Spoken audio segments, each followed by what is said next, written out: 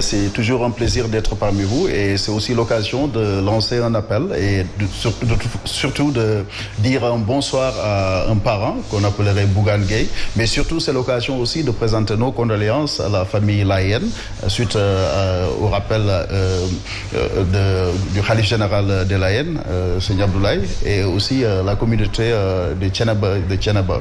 Et aussi c'est l'occasion de féliciter tous ceux-là qui ont réussi quand même aux examens, notamment je commencerai par ma propre fille, Mariama Diarrietoula Faye, et tous les candidats qui ont réussi, tout en encourageant quand même les candidats à qui il faut un second tour pour pouvoir réussir. Alors, félicitations à notre nièce, mais également félicitations à tous ces élèves qui ont réussi au bac, comme au premier tour comme au second tour. Nous disons également bonsoir à Nena Aïchaba.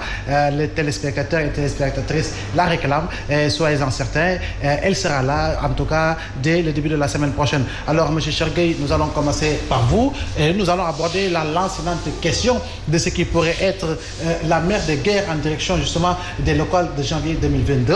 Il s'agit justement de l'inscription justement des primo-votants. Apparemment, il y a beaucoup de difficultés. Vous avez parfaitement raison, Abdoulaye, mais qu'il me soit d'abord permis de m'incliner devant la mémoire de nos illustres chefs religieux disparus dans la dernière période et de rendre hommage au khalife général des Mourides, Serigne Mountakha Bassirou, qu'il vive encore longtemps parmi nous, parce que sa vie, son vécu, ses paroles, son appel sont toujours une bénédiction pour nous et pour l'humanité entière. Qu'il me soit aussi permis de faire un clin d'œil à la diaspora de la commune de Dieuppeul-Derklé, vivant en Europe et aux États-Unis, et de dire bravo à tous les élèves qui ont réussi à leur examen, et particulièrement à ma fille aînée, Aïssatou Gueye, qui a décroché son bac. La question que vous évoquez est une question lancinante, mais préoccupante aussi, et pour les hommes politiques, et pour le pouvoir, et pour la société civile. Ce que j'ai vécu ce matin, j'ai fait plusieurs années en politique, c'est la première fois. J'étais abasourdi. C'est vrai que depuis un certain temps, on me signale la présence de véhicules transportant de personnes hors de la commune, c'est-à-dire venant de localités de Diamaguène et de Fass Mbao, de Thiaroye, de Pikine, de Keur Massar et de Rufisque. Là, monsieur le maire, vous êtes en train d'aborder une question liée à un transfert d'électeurs. C'est bien cela? Absolument, c'est ça. Et qui se passerait dans votre commune? Dans ma propre commune. Et ce qui est inacceptable. Et curieusement, quand on m'a dit ça, je disais qu'il n'y avait pas de base pour prendre une décision. Mais ce matin, en allant au bureau, j'ai eu l'occasion de trouver dans un des véhicules Mitsubishi, L200 Mitsubishi, DK6225 BL, comme DK6208 BL, qui sont des véhicules appartenant au port autonome de Dakar. Et quand j'ai trouvé le conducteur dans le véhicule et à côté de lui un bébé, je l'ai interpellé parce qu'il avait par devers lui beaucoup de documents entre ses mains. Quand je l'ai interpellé pour lui dire est-ce que je pouvais avoir une idée sur le contenu de ces documents, il a refusé. Il a mis tous ces documents dans un classeur, puis dans un sac qu'il a jeté derrière le véhicule. Et ce faisant, j'appelle le commissaire de police de Dieuppeul, j'appelle le sous-préfet du Grand Dakar pour les informer de la situation. Et séance tenante, le chauffeur qui était dans le véhicule a commencé à monter la vitrine de son véhicule et se met à appeler au secours. C'est ainsi que des gens sont venus, des gens de son bord sont venus pour lui apporter concours. Et sur place, 3 dames sortent du centre socio-culturel. Et quand elles m'ont vu devant le véhicule, elles font semblant de partir, mais elles voulaient rentrer dans le véhicule. Ne pouvant pas partir parce qu'il y a un enfant dans le véhicule, elles sont revenues sur leur pas pour rentrer dans le véhicule. Avant d'y rentrer, je les ai interpellées. D'où venez-vous? Combien de personnes à peu près? Il y en avait 3. D'où venez-vous? Qui êtes-vous? Et qu'est-ce que vous faites là? Elles étaient incapables de répondre à mes questions. Et j'ai eu... C'était où exactement? Dans un bâtiment administratif, dans une maison? C'était au niveau du centre socio-culturel où se trouve la commission électorale de révision des élections. Et séance tenante, elles m'ont montré leur carte d'identité que j'ai confisquée. Et l'adresse qui est, c'est Thiaroye, c'est Keur Massar. Et le lieu de vote, c'est Fass Mbao. J'ai même des copies de ces photocopies, des copies de ces pièces d'identité. Et c'est pas fair play, ça. On peut parler de transfert, mais il s'agit de personnes qui résident dans la commune, mais qui, au moment de l'établissement de la carte électorale, n'étaient pas encore résidentes de la commune. Et c'est pourquoi on demande même le certificat de résidence qui atteste que la personne qui veut faire le transfert habite dans la commune. D'accord. Alors, Pape Latir Faye, des accusations assez graves. Et cependant, il faut rappeler que ceux-là du camp, justement, du pouvoir, accusent également certains maires de l'opposition, en tout cas de s'adonner à des pratiques liées à la rétention de certificats de résidence ou en tout cas de délivrance de certificats de résidence à des militants, à des personnes qui leur sont propres, qui leur sont proches, autant pour moi, ou plutôt à des sympathisants. Alors, deux camps qui s'accusent, où se trouverait véritablement la vérité? Bon, d'abord, il faut dire que tout en parlant des élections, on dit souvent qu'en termes d'élections, il y a d'abord deux phases. Je dirais la sélection, ensuite l'élection en tant que telle. Donc, si la sélection n'est pas plus importante, elle est aussi importante que l'élection en tant que telle.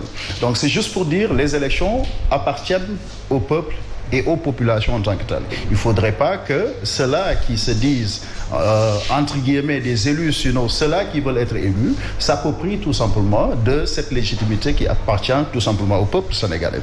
Tout à fait, il est clair que tout citoyen sénégalais a le droit de demander résidence où il veut. Mais il faudrait d'abord pouvoir certifier quand même cette résidence. Pour qu'on n'aille pas vers des élections très floues, il faudrait d'abord que en tout cas toutes les parties prenantes, parce que je me refuserais tout simplement de diviser la démocratie sénégalaise en deux camps, parlant tout simplement du pouvoir et de l'opposition. Parlant du pouvoir et de l'opposition, c'est des gens en réalité qui sont membres en fait du peuple sénégalais. Juste pour dire, les élections appartiennent au peuple. Il faudrait que dans un premier temps, qu'on puisse établir une liste qui puisse dire au moins les centres de révision, sinon d'inscription en fait, sur les listes, qu'on puisse tout simplement les énumérer, qu'on puisse énumérer tout simplement l'horaire d'ouverture si de besoin, mais surtout qu'on puisse avoir des superviseurs venant des deux camps, sinon en tout cas des trois camps. Parce qu'au-delà des deux partis qui s'entre-déchirent, il y a aussi la société civile, mais il y a ceux-là qui se reconnaissent ni du pouvoir ni de l'opposition en tant que telle, mais qui voudraient au moins demain pouvoir servir leur localité. Cela va pousser la question pour dire tout simplement, au lieu de diviser le pouvoir entre pouvoir et opposition en tant que tel, il faudrait aller dans le sens d'aller vers une élection ouverte au sens propre du terme pour que les populations puissent directement désigner tout simplement leur maire, pour ne même pas parler du conseil municipal.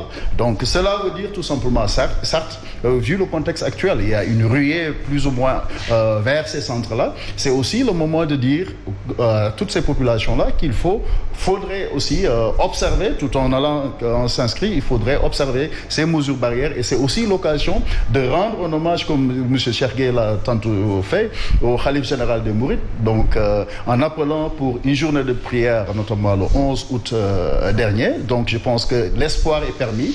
Il n'est pas permis au peuple sénégalais de tomber dans la psychose. Allons-y tout simplement en toute croyance, en toute foi, mais allons-y avec un fair play. Et j'en profite aussi pour dire un bonsoir à un ami de très longue date, M. Alpha Diallo. C'est le Diallo qui dérange. Donc vous l'avez annoncé, M. Alpha Wali Diallo, il est expert en relations internationales. Et bienvenue parmi nous, M. Diallo. Tout le plaisir est pour moi de revenir dans cette maison qui est la mienne. Je salue mes co-débatteurs, mon jeune frère, Axel Grand cher. Et je m'excuse un petit peu du retard. Non, on voit. C'est au trafic. C'est nos sportifs à la retraite. Alors, vous l'avez entendu, Alpha Wali Diallo, les deux développements faits et par M. le maire, mais également par M. Faye. Aujourd'hui, est-ce que vous avez l'impression que notre démocratie est en souffrance? Ah oui. Ça, c'est... Moi, je dis pour un confirmé pays... d'emblée. Ah si, pour un pays qui vote depuis 1800. 112. Si à chaque jour électoral, on est confronté à ce genre de problème, ça pose un problème. C'est-à-dire, il me semble qu'il y a eu un affaissement du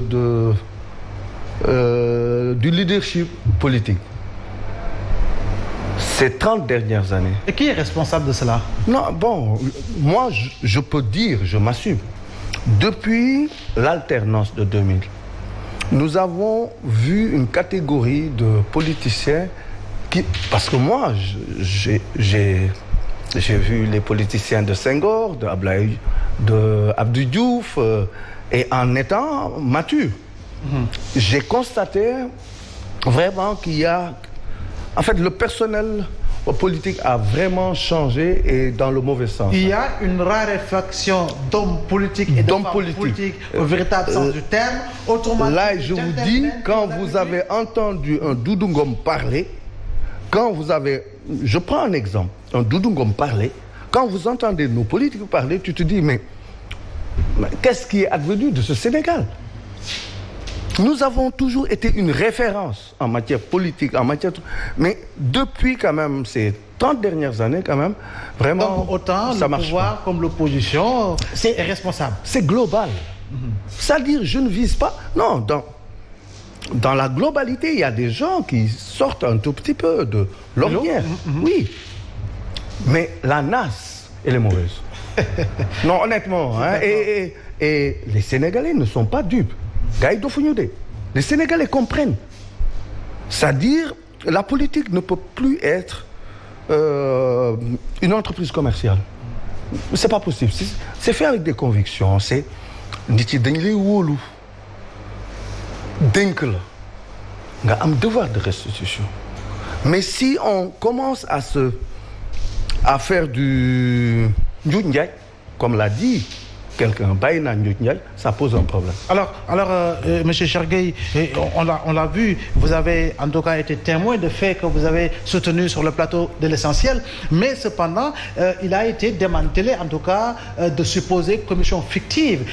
C'est le cas à Dara, c'est également le cas à Joal. Il y a également des bisbilles constatés dans plusieurs localités au-delà de la capitale qui est Dakar. Alors, est-ce qu'on est en droit de nous dire que nous allons vers véritablement des élections locales où la confrontation sera de rigueur, où véritablement la transparence n'aura pas, en tout cas, assez de place?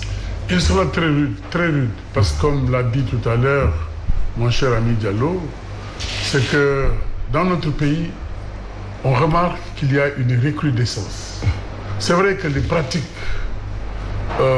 néfastes à la démocratie ont existé depuis belle lurette, mais les gens se sont battus pour éradiquer cela. Avec l'avènement de l'alternance, on pensait qu'il y avait des pratiques qui appartenaient au passé. Mais elles surgissent aujourd'hui. Comment comprendre qu'en matière électorale, à chaque fois, que les gens aient recours à des batailles, à des conflits, à des dénonciations? Mais c'est inacceptable.